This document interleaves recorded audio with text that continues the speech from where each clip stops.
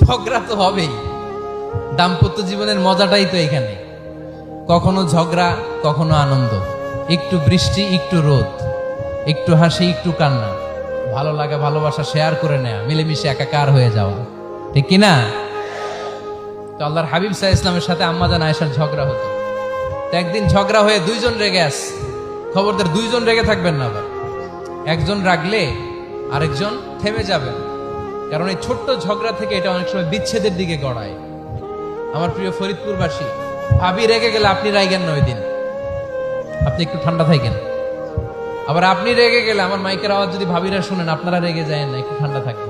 দুইজনে রেগে গেলে তো তৃতীয় বিশ্বযুদ্ধ শুরু হবে, তাই না? একজন রেগে গেলে আরেকজন ঠান্ডা, কারণ এই সামান্য ঝগড়া থেকে ইগোর কারণে এটা বিচ্ছেদ আর ডিভোর্স পর্যন্ত গড়ায়।